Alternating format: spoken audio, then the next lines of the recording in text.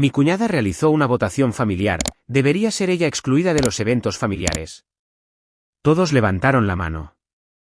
Mi hijo lloró, mamá, ¿por qué están haciendo esto? Sonreí entre lágrimas. No me defendí. Pero la semana siguiente, recibieron una carta de un bufete de abogados. Dentro había algo que los cayó de inmediato. Todos levantaron la mano uno tras otro. Mi cuñada, Belle, estaba allí de pie como una jueza, sonriendo como si esto fuera solo un jueguito divertido. Hizo la pregunta como si fuera algo casual, ¿debería ir a ser excluida de los eventos familiares? Las manos se levantaron, mi suegra, mi suegro, primos, cónyuges, todas las manos excepto una, la del abuelo Joe. Yo me quedé allí sentada, congelada, mi hijo Luca aferrándose a mí. Miró a su alrededor confundido. Su vocecita rompió el silencio. Mamá, ¿por qué están haciendo esto? No respondí. Solo sonreí a pesar del escozor en mis ojos, me levanté y dije, gracias por la comida. Salimos con nuestra dignidad. No me defendí, pero la semana siguiente cada uno de ellos recibió una carta de un bufete de abogados. Dentro había algo que los cayó por completo. Los domingos solían significar algo diferente antes de que mi esposo, Mike, muriera. Estaban llenos de risas y ruido, niños corriendo descalzos por el jardín, el olor a pan de ajo en el horno, el abuelo Joe poniendo música country antigua en su altavoz portátil mientras Belle intentaba que le bajara el volumen. Después del accidente de Mike, los domingos se convirtieron en el silencio más ruidoso que jamás había conocido. Al principio, todos fueron amables. Me traían cenas a la puerta. Belle venía con guisos comprados en la tienda y abrazos que olían a su perfume de lavanda favorito. Mis suegros, Carol y Robert, insistieron en que me mantuviera cerca de la familia, pero a medida que pasaban los meses, la compasión se desvaneció. Los mensajes de texto se acortaron, las llamadas telefónicas cesaron, las invitaciones desaparecieron. Nunca había discutido con nadie. Nunca exigí nada. No provoqué escenas. Simplemente dejé de ser útil, y fue entonces cuando me di cuenta de que no me habían aceptado como familia, sino como la esposa de Mike. Sin él, yo era solo un recordatorio de lo que perdieron, o quizás de lo que no querían enfrentar.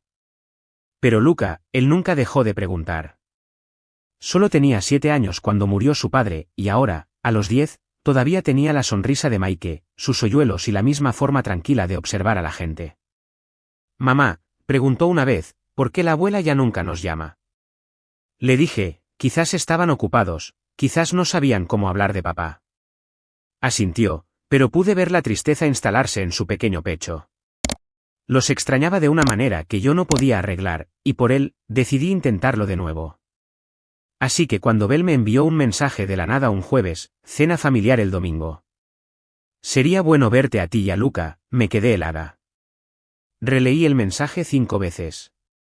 Parecía un cebo, pero la cara de Luca se iluminó cuando se lo conté, y eso fue todo lo que necesité. Llegamos 10 minutos antes. Su casa estaba impecable, ni un juguete fuera de lugar, como la página de una revista. Belle nos recibió en la puerta, todo sonrisas y abrazos. Te ves genial, dijo, rozando su mejilla contra la mía. Olía a lavanda y control. Luca corrió adentro a jugar.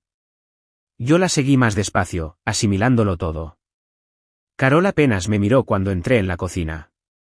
Estaba cortando limones para su té helado, fingiendo que no acababa de pausar una conversación en el segundo en que entré. Robert me hizo un saludo con la cabeza desde su sillón en el estudio, con los ojos ya de vuelta en el partido de fútbol. Nadie dijo que se alegraran de vernos. Me ofrecí a ayudar con la preparación de la cena, me entregaron el bol de la ensalada y luego rápidamente me dejaron fuera de la conversación de la cocina. Belle y Carol seguían riéndose de cosas en las que no me incluían. Sonreí de todos modos. Me había vuelto buena en eso a lo largo de los años, sonriendo en lugares a los que no pertenecía. Cuando se sirvió la cena, noté que Luca ya estaba en la mesa de los niños. Belle le sirvió primero, luego a los demás. Cuando fue mi turno, tuve que estirar el brazo por encima de los platos para coger un plato. Pequeñas cosas, pero se acumulaban. La conversación zumbaba a mi alrededor, ascensos laborales, novedades escolares, planes de vacaciones. Ni una sola vez nadie preguntó cómo estaba Luca, o yo. Era como si fuéramos invitadas a una fiesta a la que no habíamos sido invitadas oficialmente. El único momento cálido vino del abuelo Joe. Se movía lentamente ahora, usando un bastón, pero su presencia era tan firme como siempre. Se sentó a mi lado y me pasó el pan. Me alegro de que hayas venido, dijo en voz baja. Luca necesita saber que todavía pertenece, y tú también, aunque ellos aún no lo sepan. Tragué el nudo en mi garganta. Siempre tenía una manera de decir exactamente lo que necesitaba oír justo cuando necesitaba oírlo. Miré a Luca. Estaba riendo con su primo Levi, su plato lleno de comida, los ojos llenos de esperanza. Él no veía lo que yo veía. No sentía cómo cambiaba el ambiente cuando yo entraba en una habitación. Todavía era un niño, creyendo lo mejor de las personas, y yo no quería quitarle eso. Así que sonreí.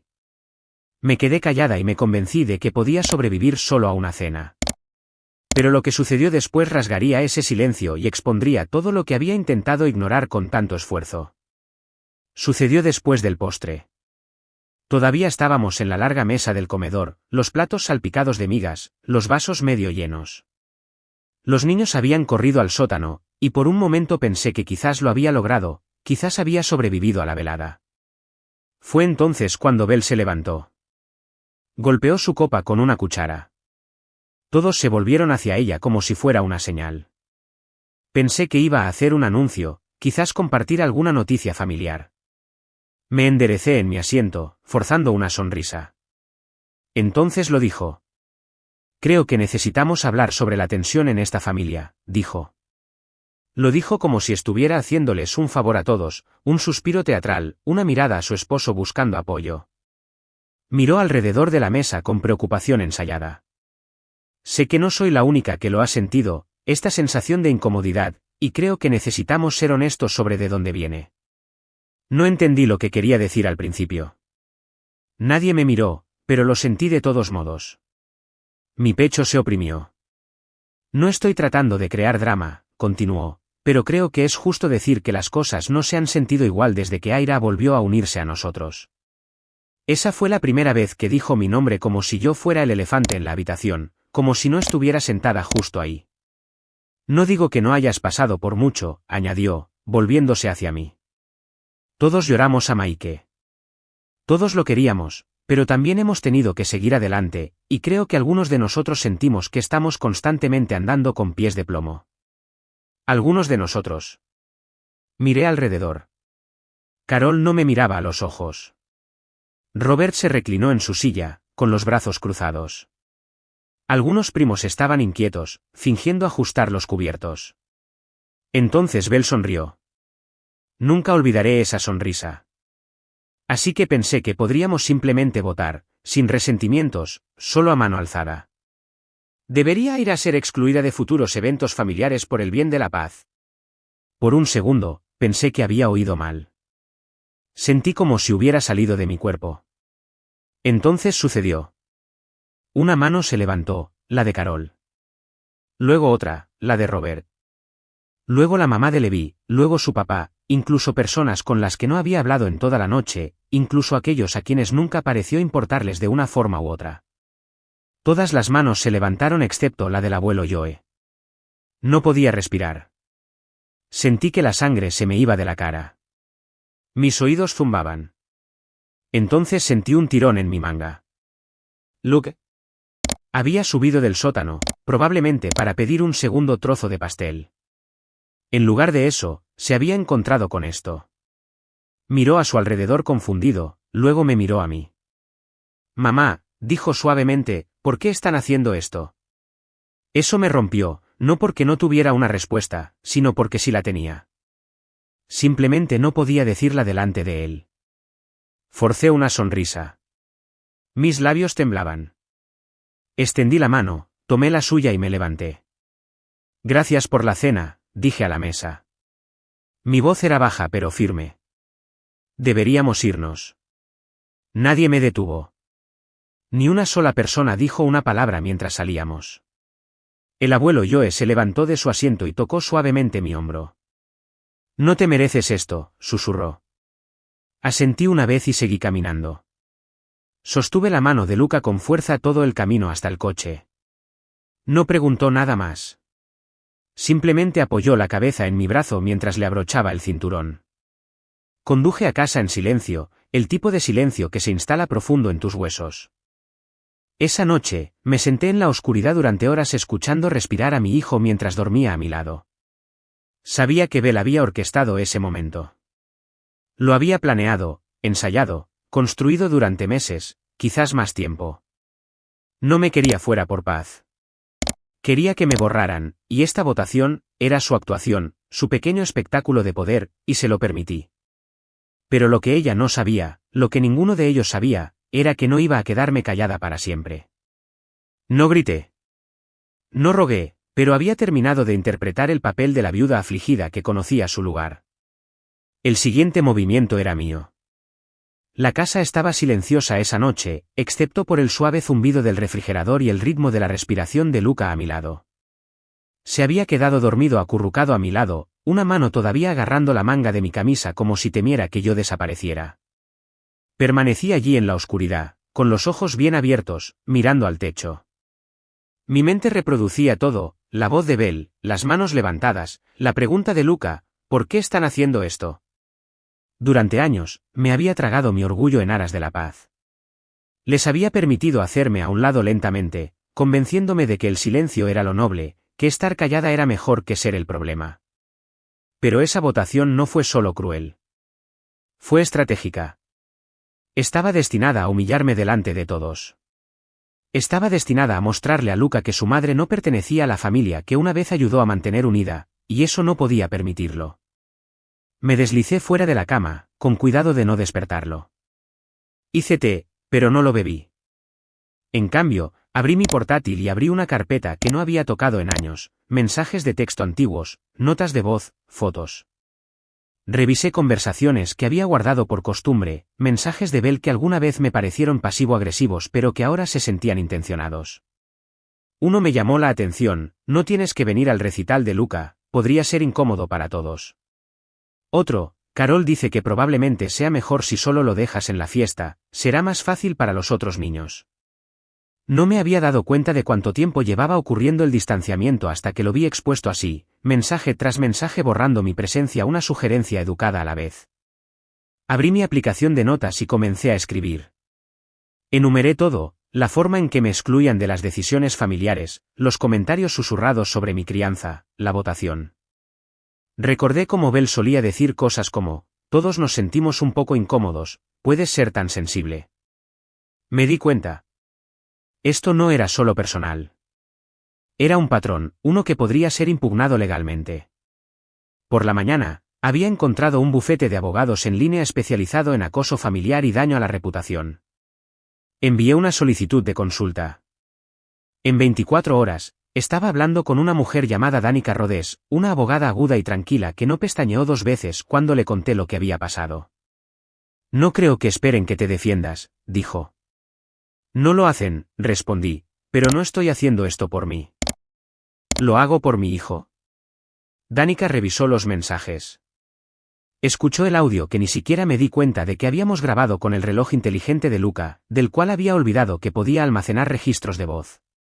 Había capturado casi todo de esa noche: la voz de Bel proponiendo la votación, el silencio incómodo, el momento en que se dijo mi nombre y las palabras exactas que usó: es demasiado débil para defenderse de todos modos.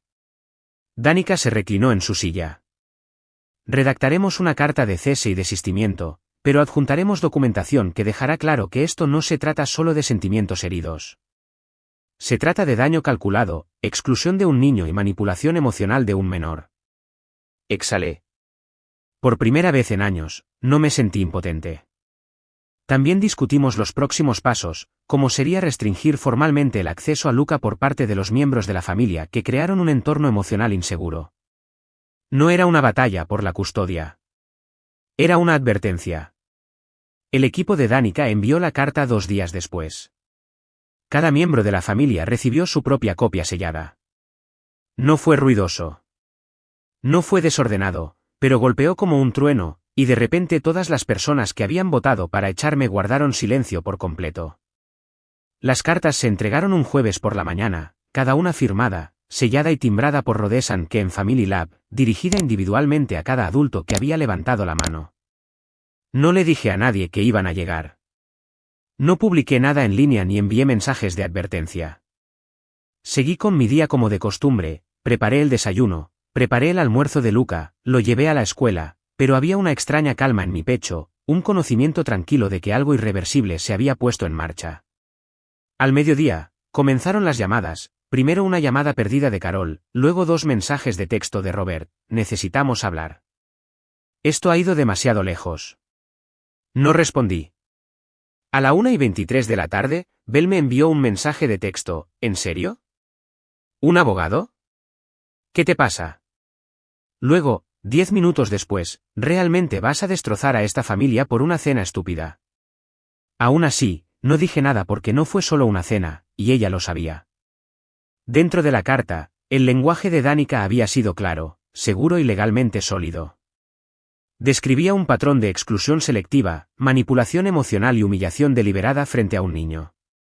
Hacía referencia a mensajes de texto específicos, marcas de tiempo y citas directas de la grabación del reloj inteligente. El momento en que Bell dijo «es demasiado débil para defenderse» estaba impreso en negrita. También incluía una advertencia: si se hicieran más intentos de aislar a Ira o crear un ambiente emocional hostil para Luca, los próximos pasos incluirían una denuncia formal ante los servicios de protección infantil y una moción legal para limitar el acceso no supervisado a él. La parte que golpeó más fuerte, el párrafo final de la carta: este bufete representa a una madre que ha elegido el silencio en el pasado en aras de la armonía familiar. Ese silencio ya no es un regalo que esté dispuesta a dar. En 24 horas, cada una de las personas que habían levantado la mano había guardado silencio. Nadie intentó defender la votación. Nadie preguntó si el audio era real. Todos sabían lo que hicieron. El viernes, recibí una carta escrita a mano en mi buzón, sin remitente, solo una tarjeta doblada. Dentro era de Carol: lamento lo que pasó. No pensamos que llegarías tan lejos. Quizás nos equivocamos contigo.